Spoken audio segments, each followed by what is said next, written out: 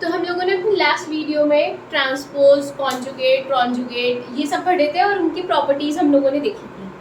आज है symmetric matrix. तो अब हम लोगों ने ट्रांसपोज जो पढ़ा था, अब हम अप्लाई करेंगे उनको यहाँ पर कि ये मैट्रिक्स जो होती है, अब रियल मैट्रिक्स जो होती हैं वो इस तरह से आपकी स्प्लिट हो जाती है, सिमेट्रिक। अब हम नेक्स्ट पढ़ेंगे स्क्यू सिमेट्रिक, ऑर्थोगोनल, इस तरह से। तो सबसे पहली आपकी रियल मैट्रिक्स में आती है, तो आपकी आती है सिमेट्रिक मैट्रिक्स। ये क्या कह रही है, ऐसी स्क्वायर मैट्रिक्स को आप सिमेट्रिक कब कहोगे, अगर उसका जो आई जेथ एलिमेंट है किसी मैट्रिक्स का, अगर वो ट्रांसपोज करने के बाद उसका जे आई एलिमेंट बन जाए। मतलब क्या कि आपके पास कोई मैट्रिक्स लिया आपने, स्क्वायर है, ये क्या कह रहा है, अगर आपने इसका ट्रांसपोज किया, ठीक है, और आपके पास वापस से वही मैट्रिक्स आ जाए, तो आपने ट्रांसपोज किया तो आपका हो जाएगा 2 1 7 5। ये तो आपका ए के इक्वल तो नहीं आ रहा है, तो इस वजह से ये मैट्रिक्स आपकी सिमेट्रिक नहीं हुई। अभी हम देखते हैं सिमेट्रिक मैट्रिक्स क्या, 1 2 2 5 ये ले लिया मैंने सिमेट्रिक मैट्रिक्स। इसका ट्रांसपोज करेंगे तो आपके पास क्या आएगा, 1 2 2 5, जो कि सेम है आपका मैट्रिक्स ए के इक्वल, राइट। तो यहाँ पर ए ट्रांसपोज ए आ रहा है। अब वो क्या कह रहा है, जो आई जेथ एलिमेंट है, ठीक है, अब इसका देखते हैं हम लोग। ये जो है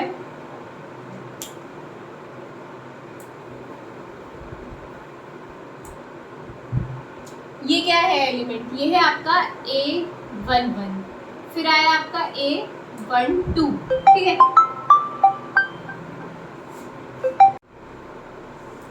ये A12 है, फिर A21 आ रहा है और A22 आ रहा है, ठीक है। अब वो क्या कह रहा है, जो आई जेथ एलिमेंट है और जे आई एलिमेंट है वो दोनों सेम होने चाहिए। अब आई जेथ देखो, अब ये 1 1 है, अब और आपको 1 1 तो कहीं नहीं आएगा। अगर इसका ये आई इसमें 1 है और जे 1 है, तो अगर मैं जे आई निकालूंगी तो जे भी 1 आएगा और आई भी 1 ही आएगा। तो 1 1 और 2 2 और ये जो है जिसमें आई आई और जे जे मतलब आई इक्वल्स टू जे वाले होते हैं, उसका नहीं कह रहा है, वो सिर्फ कह रहा है जो आई नॉट इक्वल टू जे वाले हैं वो सेम, जो एलिमेंट आपके पास यहाँ होना चाहिए वही आपके पास यहाँ होना चाहिए। क्योंकि देखो 1 2, तो इसका अपोजिट क्या हो सकता है, मतलब आई जे एलिमेंट ये है तो जे आई एलिमेंट ये होगा A21। तो ये यही चीज़ कह रहा है कि एक स्क्वायर मैट्रिक्स जिसका आई जे और जे आई एलिमेंट जो है वो अगर सेम हो जाए तो आपकी मैट्रिक्स सिमेट्रिक हो जाती है। अब देखो, अब इसमें जो था आपके डायगोनल्स को छोड़ दो, डायगोनल्स में तो वैसे भी कुछ फर्क नहीं पड़ेगा, जब आप ट्रांसपोज करोगे तो वो तो वैसे ही रहेंगे, उसी पोजिशन पे आएंगे। चेंज क्या आएंगे, ये लोग चेंज होएंगे जो विदाउट डायगोनल वाले एलिमेंट्स होते हैं, ठीक है। तो अब यहाँ देखो, यहाँ पर जो आई जे जो 1 2 एलिमेंट है वो 2 है और 2 1 एलिमेंट भी 2 है। तो अगर आप इसका बिना इसके भी आप देख लो कि ये दोनों चीज़ सेम है, तो आप डायरेक्ट बोल सकते हो बिना ट्रांसपोज निकाले कि ये मैट्रिक्स सिमेट्रिक है। बाकी वैसे हमारे पास ये एक मेथड होता है कि आप इसका ट्रांसपोज निकालो, और अगर वो वापस से आपको मैट्रिक्स वही वाली मिल रही है जहाँ से स्टार्ट किया था, तो it will be a symmetric matrix. Okay, अब हमने सिमेट्रिक मैट्रिक्स की कुछ प्रॉपर्टीज ली। वो कह रहे हैं फॉर एनी मैट्रिक्स ए, कोई भी स्क्वायर मैट्रिक्स ए है तो आपका ए इंटू ए ट्रांसपोज जो होता है वो हमेशा सिमेट्रिक होता है। तो अब ए ट्रांसपोज सिमेट्रिक ही होता है, इसका प्रूफ देखते हैं। तो ए ट्रांसपोज ले लिया। अब सिमेट्रिक के लिए हम लोग क्या करते हैं, उसका ट्रांसपोज करते हैं। तो आपने इस मैट्रिक्स का किया ट्रांसपोज। अब हम जानते हैं ए बी ट्रांसपोज, हम लोगों ने अपनी प्रॉपर्टीज पढ़ी थी कि ए बी का ट्रांसपोज किस तरह से खुलता है, B transpose into A transpose. तो आपने इसका खोला तो पीछे से ए ट्रांसपोज का ट्रांसपोज इंटू ए ट्रांसपोज। अब ए ट्रांसपोज का ट्रांसपोज की प्रॉपर्टी हमने पढ़ी थी जो कि आया था ए इंटू ए ट्रांसपोज रह गया। तो अब ए इंटू ए ट्रांसपोज का आपने ट्रांसपोज किया, आपको वापस से ए ट्रांसपोज मिल गया। तो इट मीन्स जो ए इंटू ए ट्रांसपोज होता है वो हमेशा आपका सिमेट्रिक बनाता है। ओके, अब हम लोगों ने दो और पहली प्रॉपर्टी बता दी, अब 3 और है। ये क्या कह रही है, A plus A transpose by 2 is always symmetric matrix. अब इसका आप चेक करके देख लो, इसका होल ट्रांसपोज करोगे, ठीक है, तो आपके पास किस तरह से आ जाएगा, यहाँ देखते हैं। रियल नंबर तो आपका बाहर निकल गया। रियल नंबर में तो हमने बताया था कि कोई भी रियल नंबर हो तो उस पर जब भी ट्रांसपोज होता है तो वो तो बाहर निकल जाता है, कि ए ट्रांसपोज टाइप का हो जाता है। अब इस पे आएगा half A transpose plus A transpose का ट्रांसपोज ए। अब इसे आप ऐसे लिख सकते हो वापस से, half A plus A transpose, तो वापस से वही आ गई चीज। तो आपका half A plus A transpose भी हमेशा सिमेट्रिक होता है। नेक्स्ट है ए प्लस बी और ए माइनस बी हमेशा सिमेट्रिक रहेंगे, सिर्फ ये तभी हो पाएगा जब ए और बी सिमेट्रिक हो। तो ये एक इसका मैं एक का बता देती हूँ, एक आप लोग करके मतलब आप देख सकते हो तो खुद ही करके कि वो किस तरह से होगा।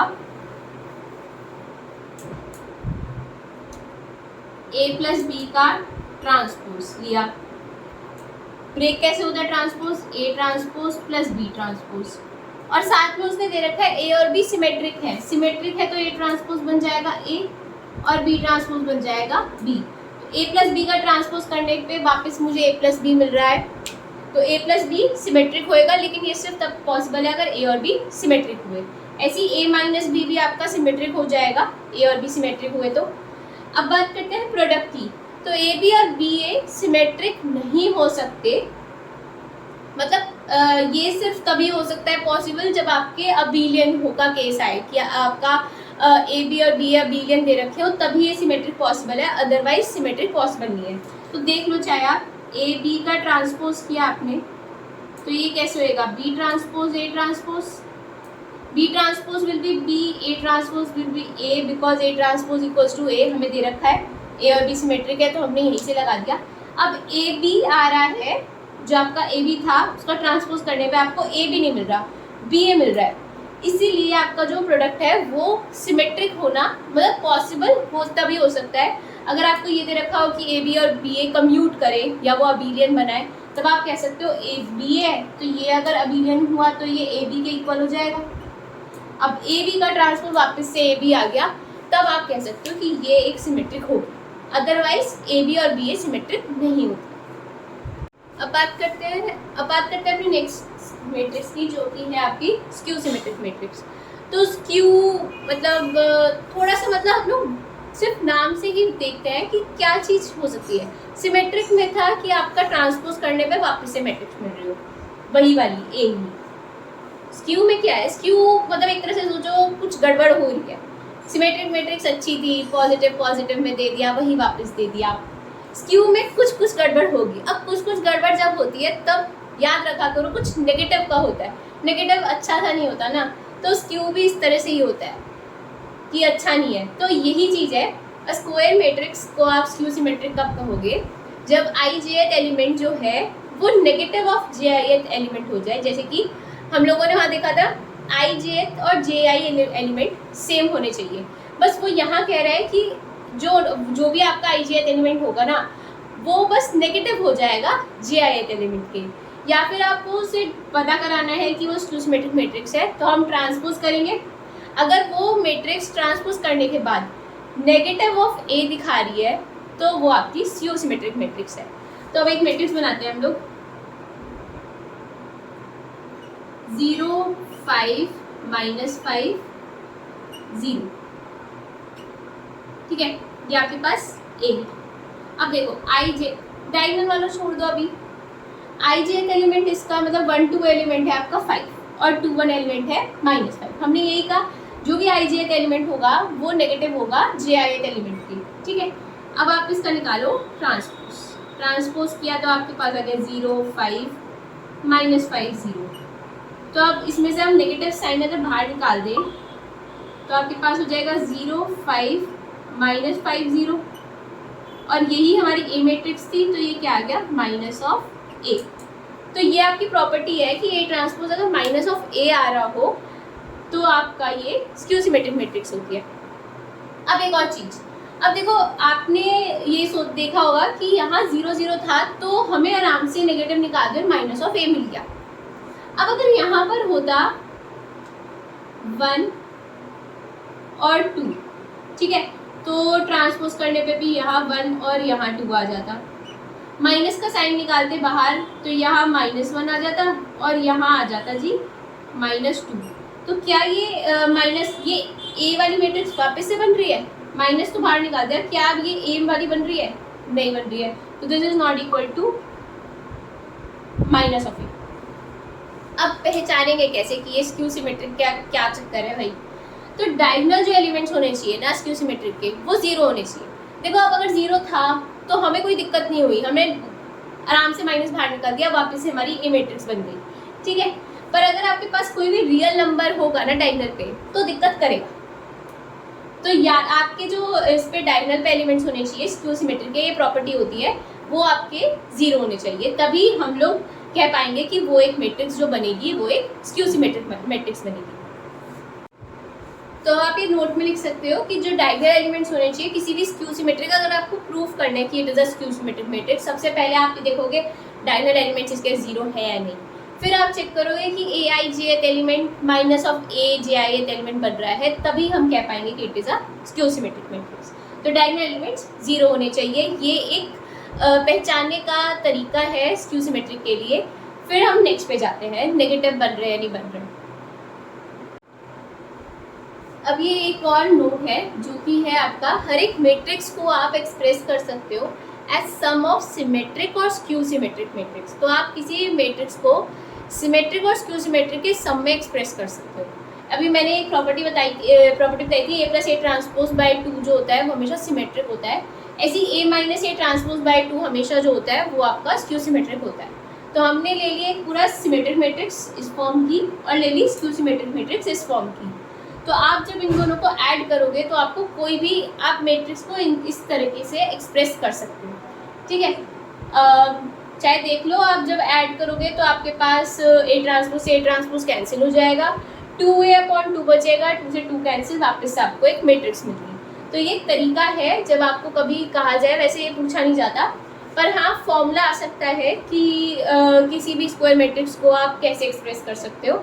तो वो क्या पता ये दे दे प्लस तो दे, एक दे दे माइनस, एक दे दे सिमेट्रिक मैट्रिक्स पहले दे दे minus of skew symmetric matrix, इस तरह से भी दे सकते हैं, और एक प्रोडक्ट दे दे, मतलब कुछ भी दे सकता है। तो आपको पहचानना होगा कि कौन सा वाला है। तो हम जानते हैं कि कोई मैट्रिक्स सम ऑफ सिमेट्रिक और स्क्यू सिमेट्रिक में लिखी जाएगी, तो इस वजह से इसमें एडिशन वाला साइन आएगा बीच में, ओके।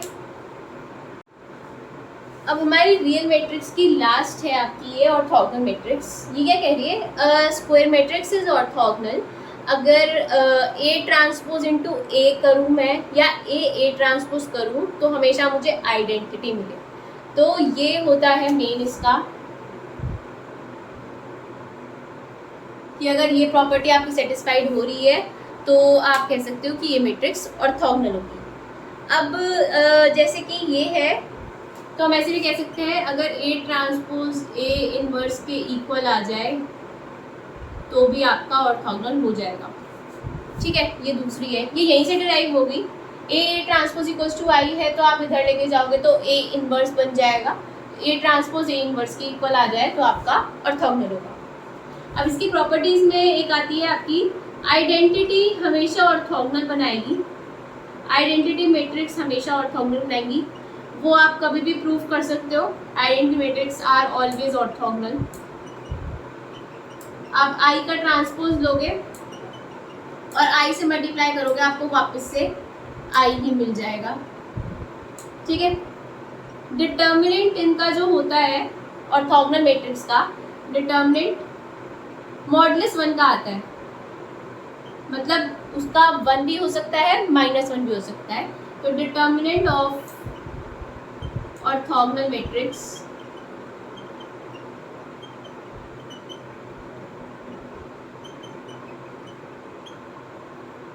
इज ऑफ मॉडुलस 1, ठीक है। ये प्रॉपर्टी है जो काफ़ी इम्पॉर्टेंट है। अभी हम आइगन वैल्यू वगैरह पढ़ेंगे ना तो उसमें भी काफ़ी काम आ जाती है। तो डिटर्मिनेंट जो होता है किसी भी ऑर्थोगोनल मैट्रिक्स का वो हमेशा +-1 होता है, मतलब मॉडुलस 1 होता है, मेन ही होता है मॉडुलस 1 का होना चाहिए। तो it will be an orthogonal matrix का डिटर्मिनेंट।